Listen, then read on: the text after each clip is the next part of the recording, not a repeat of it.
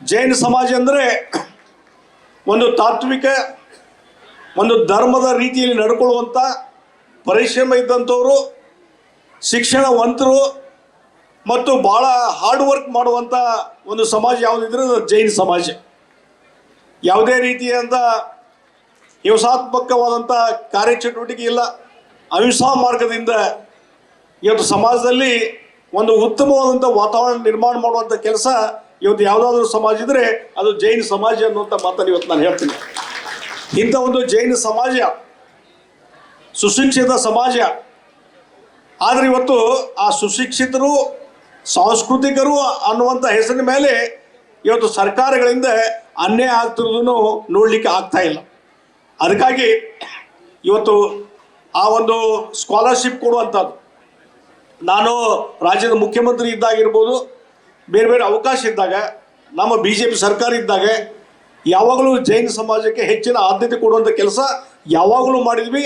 ಮತ್ತು ವಿದ್ಯಾರ್ಥಿಗಳಿಗೆ ಸ್ಕಾಲರ್ಶಿಪ್ ಕೊಡುವಂಥ ಕೆಲಸವನ್ನು ನಾವು ಮಾಡಿದ್ವಿ. ಆದರೆ ಇತ್ತೀಚಿನ ದಿನಗಳಲ್ಲಿ ಇವತ್ತಿನ ಸರ್ಕಾರ ಈ ಸಬ್ಸಿಡಿ ಕೊಡೋದನ್ನು ಸಹಿತ ಕಡಿಮೆ ಮಾಡಿದೆ. ಮತ್ತು ಬೇರೆ ಬೇರೆ ಅಲ್ಪಸಂಖ್ಯಾತರಿರಲ್ಲ ಅವ್ರಿಗೆ ಯಾವ ರೀತಿ ಒಂದು ತಾರತಮ್ಯ ಮಾಡಿದೆ, ಅವರಿಗೆ ಹೆಚ್ಚಳ ಮತ್ತು ನಮ್ಮ ಸಮಾಜಕ್ಕೆ ಕಡಿಮೆ. ಈ ರೀತಿ ಮಾಡುವ ಮುಖಾಂತರ ಅಲ್ಪಸಂಖ್ಯಾತರಲ್ಲಿ ಸಹಿತ ಒಂದು ವ್ಯತ್ಯಾಸ ಮಾಡುವಂಥ ಕೆಲಸ ಇವತ್ತಿನ ಸರ್ಕಾರದಿಂದ ಆಗ್ತದೆ.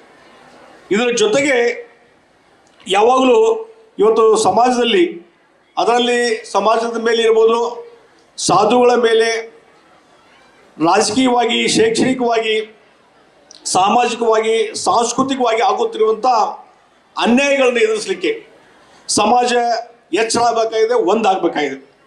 ಆ ಹಿನ್ನೆಲೆಯಲ್ಲಿ ಇವತ್ತು ಪೂಜ್ಯ ಶ್ರೀಗಳವರ ನೇತೃತ್ವದಲ್ಲಿ ಏನೊಂದು ಈ ಒಗ್ಗಟ್ಟಿನ ನಮ್ಮ ನಡಿಗೆ ಐನಾಪುರ ಕಡೆಗೆ, ನಮ್ಮ ನಡಿಗೆ ಐನಾಪುರ ಕಡೆಗೆ ಈ ಒಂದು ಹೋರಾಟವನ್ನು ಮಾಡುವ ಮುಖಾಂತರ ಲಕ್ಷಾಂತರ ಜನರು ಒಂದು ಕಡೆ ಸೇರಿಸುವ ಮುಖಾಂತರ ಇವತ್ತು ಇಲ್ಲಿ ಇದಕ್ಕೊಂದು ಎಚ್ಚರಿಕೆ ಕೊಡುವಂಥ ಕೆಲಸ, ಒಂದು ಹೆಚ್ಚಿನ ರೀತಿಯಿಂದ ಜಾಗೃತಿ ಮಾಡುವಂಥ ಕೆಲಸ.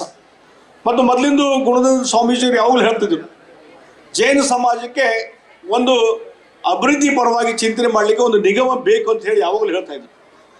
ಯಾವಾಗಲೂ ಅದು ಇವತ್ತು ಎಷ್ಟೆಷ್ಟು ಸಣ್ಣ ಪುಟ್ಟ ಸಮಾಜಕ್ಕೆ ನಿಗಮ ಇದೆ, ಆದರೆ ಜೈನ ಸಮಾಜಕ್ಕೆ ಯಾಕೆ ನಿಗಮ ಇಲ್ಲ ಅನ್ನುವಂಥ ಪ್ರಶ್ನೆ ಬರ್ತದೆ.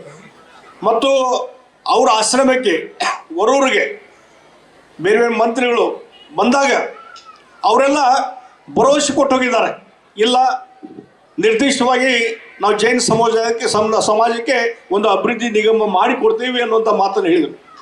ಆದರೆ ಅಲ್ಲಿ ಹೊರಗೆ ಹೋದ್ಮೇಲೆ ನೆನಪು ಹಾರಿಬಿಡ್ತಾರೆ.